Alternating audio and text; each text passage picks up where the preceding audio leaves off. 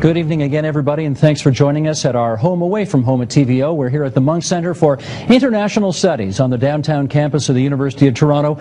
Michael, if you would, go to a wide shot, show all the people who have gone to TVO.org, signed up for tickets to come to tonight's program. And I must say, as you look at these pictures, the people in this audience who are students deserve a special pat on the back for being here tonight, because this is exam week at the U of T, and they have decided, they're laughing now, they have decided to be with us this evening instead of studying for exams. I'm hoping we're going to make that decision worthwhile this evening, ladies and gentlemen of the student body, because we've got a most interesting discussion in store for tonight's broadcast.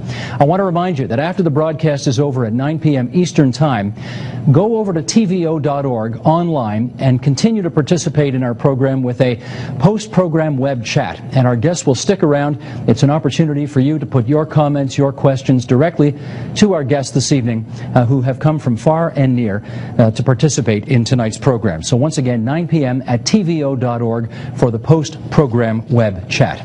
Now, let's introduce our guests for you this evening, starting with Lieutenant Colonel Rick Francona, retired United States Air Force Intelligence Officer; Ramin Jahanbegloo, the Dean's Distinguished Visitor in Human Rights at the University of Toronto; Mark Bowden, correspondent for the Atlantic Monthly; and Melissa Williams, Associate Professor of Political Science here at the University of Toronto. Thank you, everybody, for coming on both sides of the border to be with us here this evening. We do have a tricky topic for your consideration this evening: torture, enhanced interrogation techniques. We'll discuss it all this evening.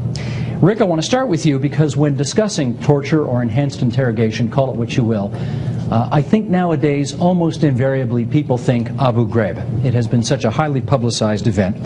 How representative is Abu Ghraib about what we're discussing tonight? It really doesn't apply. Abu Ghraib was an aberration in what took place in Iraq. It really had nothing to do with intelligence or interrogation. What you saw, those horrific pictures, was misconduct on the part of American soldiers. Virtually everybody involved in that were military policemen. There were no intelligence people involved in what you saw there. Those mistreatment, the use of the dogs, the humiliation, the forced fake sexual activity, the nudity, all of that was done by out-of-control military people, military policemen. What happened was the military command in Baghdad set up a detention facility almost contrary to everything that's in Army doctrine. Army doctrine is very specific. The military police provide the security and run the security aspects of the detention facility.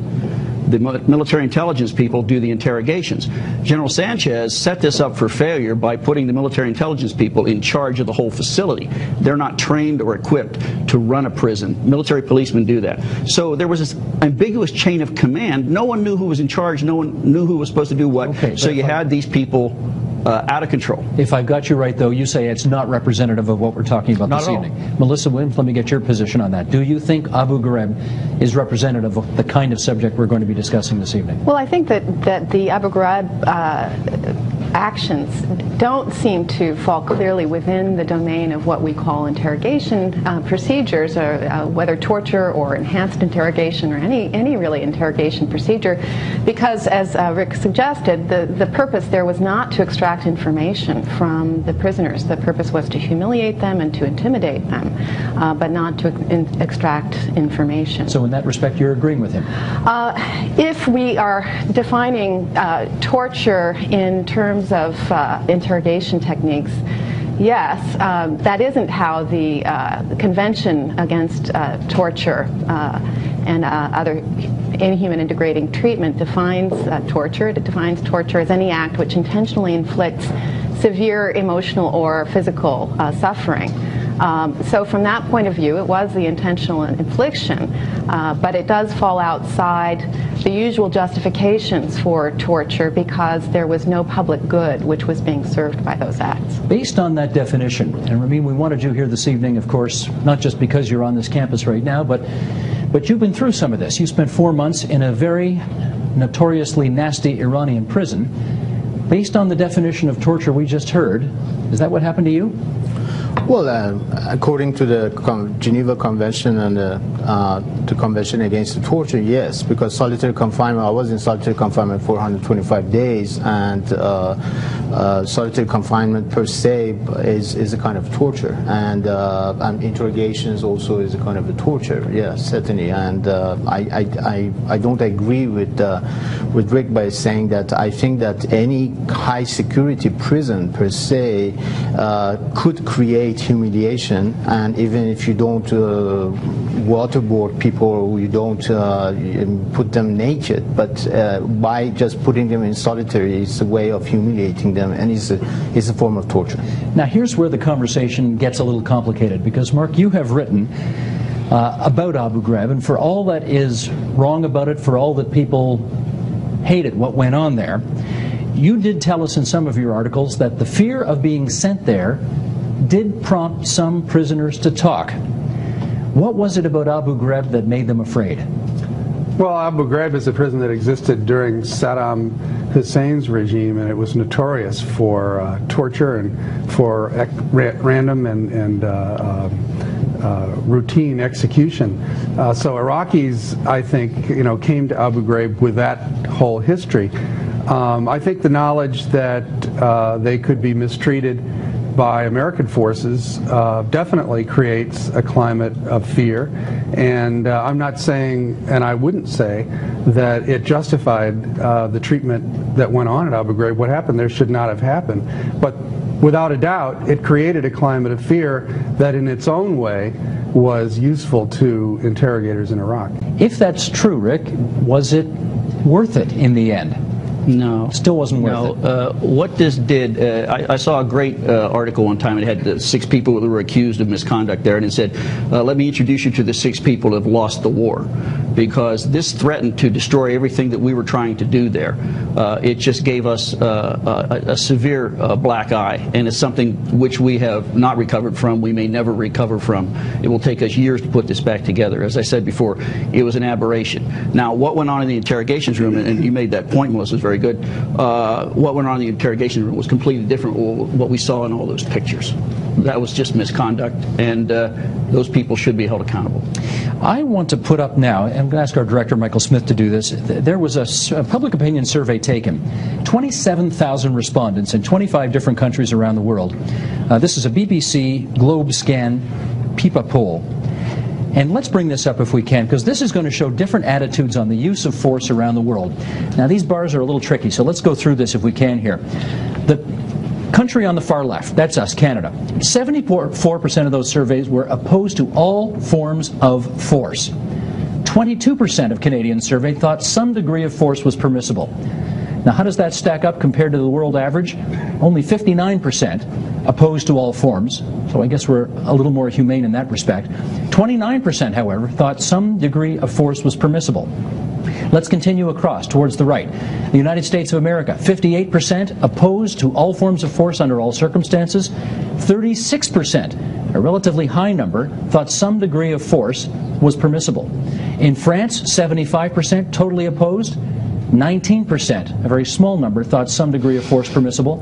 In Chile, where of course in the last quarter century they have had their experiences with torture, 62% today opposed to all forms of force. 22% say some degree of force was permissible. How about in 3 countries which have, shall we say, controversial governments today? In Iraq, 55% opposed to all forms of force. 42%, a relatively high number, thought some degree of force was permissible. In China, 49% and 37%, not much of a split there. And in Russia, 43% and 37%, some relatively high degrees of acceptance there. And how about the highest and the lowest? In Israel, 48% were opposed to all forms of force. 43%, the highest number of any country surveyed, thought some degree of force was permissible. And look at the Italians, 81% opposed to all forms of force, only 14% found some degree of force permissible. Okay, Melissa, you're the political scientist here. I would like to know, first of all, how would you explain what kind of thinking goes into being open to the use of force? Well, I think the openness to the use of force is a function of fear. I think that you see that very clearly. There's a general contrast among the countries that were represented in those polls between the democratic countries and the non-democratic countries, with a higher degree of tolerance for torture in the non-democratic countries. So that's already one way of explaining the difference. But then Israel had a very high degree of tolerance for torture. And the United States. And the United States. Two democratic countries. Two democratic countries, but in climates of intense political fear for national security.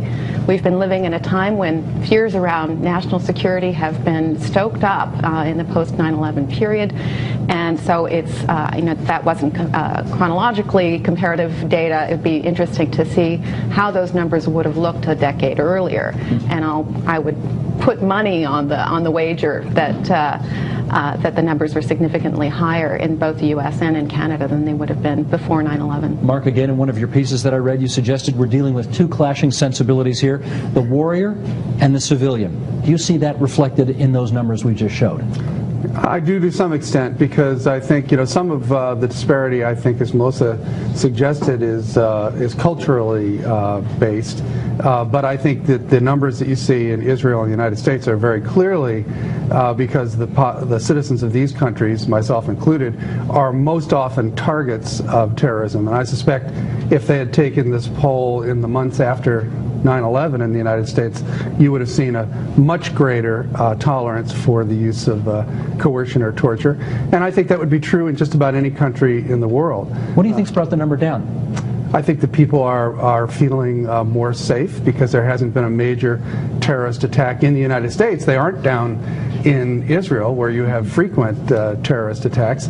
I think those numbers would jump right back up in the event of a major terrorist attack in the United States, as they would in almost any country. But I think beyond that, what you're looking at is that there are obligations that the government has to protect its citizens. And I think that that equation, the level of vulnerability or the level of fear in society, dictates to a large extent how a democracy is going to react. I think one of the great threats of this form of terrorist attack in a democracy is that it can overturn all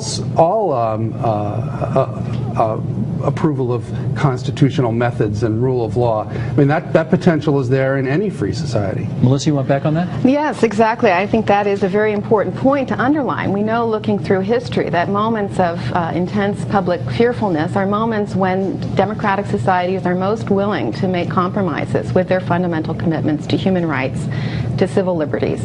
And that's precisely what we've seen. I think that the lesson we should draw from that is not that there's some kind of justification for violations of rights in times of fearful politics, but rather that we as democratic citizens have a special obligation in those times to be mindful of the things that we do in the name of national security when we're feeling afraid. Okay, but I must tell you, every day we send out a notification to those who want to sign up to say what the subject of the program is going to be. So when the email went out today saying we were going to be doing torture/enhanced interrogation techniques, I had a number of people email me right away saying, you must ask the following: does it work? You must ask whether it works. So Rick, I'm going to you with that question. Does torture/enhanced interrogation at the end of the day work? Yes. It does. It can. It can. And the reason I say that is because it has worked. And it depends on who's doing it, how well they do it, and a variety of other factors. But yes, if it didn't work, people wouldn't do it. Well, there are sadistic people who enjoy the power of seeing other people suffer. That's the difference. And you have to. And Melissa brought up the very good point. Why are you doing it? Are you doing it to inflict pain and humiliation, or are you doing it to extract information? Let me use a real life example. John McCain. Senator McCain was tortured at the hands of North Vietnamese. He is against torture. He's against enhanced interrogation. He specifically wants waterboarding outlawed in the United States. He wants to expand the Army Field Manual to all branches of government. He maintains it doesn't work because it didn't work on him. It didn't work on him because the North Vietnamese didn't know what they were doing. They knew how to inflict pain. So is he wrong? well, I think he is, because if they were effective at extracting intelligence information, they could have done it, but they were not effective. So in his mind, he believes it's not effective because it didn't work on him.